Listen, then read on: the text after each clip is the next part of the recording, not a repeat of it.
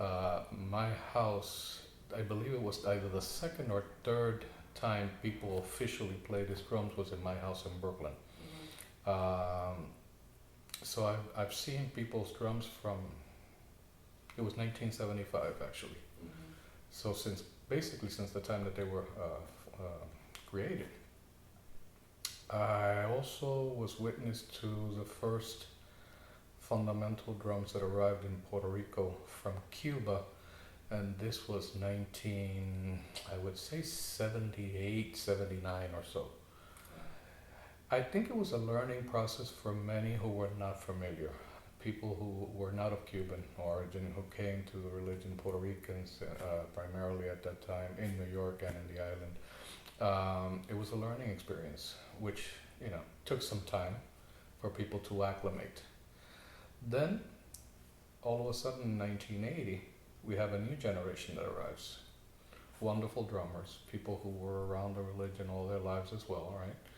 With a new set of rules that responded to the requirements of the revolution.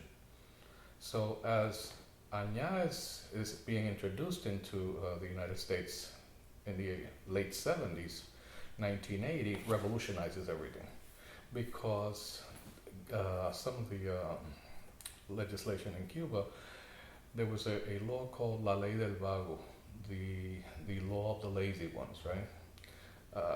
And La Ley del Vago stipulated that you had to work. Everybody in the society had to work.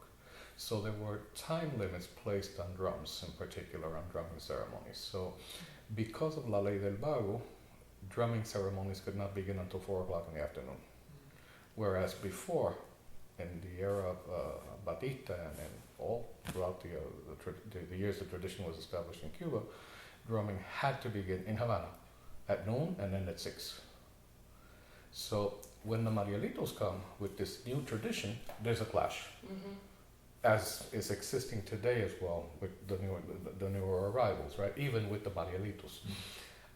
And it's these new introductions that are part of the historical trajectory of the religion and of the tradition, which take time to become accepted. So I sort of lived through all of these processes and trying to adjust. I consider myself a bit conservative. I like Añá to end at 6.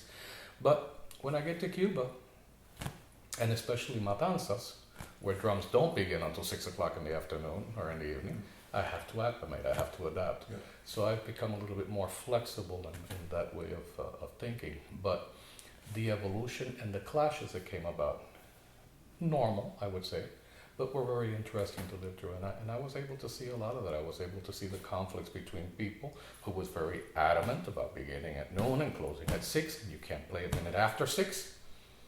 To El Negro and Ezequiel, the newer generation, saying yes, but we play until 9 o'clock in Cuba. And it was an interesting period. And those of us who were born and brought up around this, the religion itself and this particular era, were able to understand that Orisha can sometimes be very forgiving in some regards and allow you the space to shift in one way or the other. Some things can be adapted. There are certain lines that are not crossed in Brazil, certain lines that are not crossed in Africa, that Cuban society is starting to cross. And the greater problem about that is that Brazilian candomblé, macumba, umbanda, have not disseminated all over the world.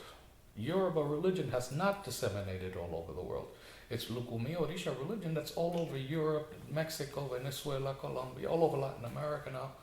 So it's something that needs to be considered, right? What are we exporting, right? In exporting this religion, those things that we're dragging along with the religious tradition are, to a degree, in my opinion, doing a lot of damage. Unfortunately, we're teaching very bad customs or very bad habits to those who have no other access to the religion and who will interpret these as traditional or acceptable. Can you give me some examples? Just a dress code, right? Just a dress code alone. Social behavior, drinking in a drum.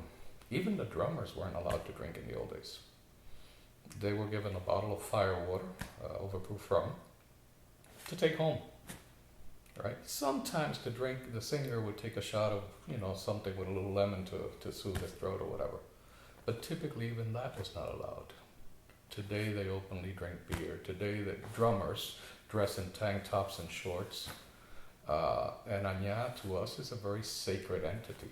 Some of these things are being exported to the world along with the religion. And it's meeting up with a lot of it's creating a lot of confrontation here, especially in Miami, where the more conservative groups are. Because New York, California, Chicago, and Texas, these are all new communities. But Miami is an old school community. I always say that New York was the cradle for Orisha religion in the United States. But the baby walked out of the cradle and came to, looking for the climate.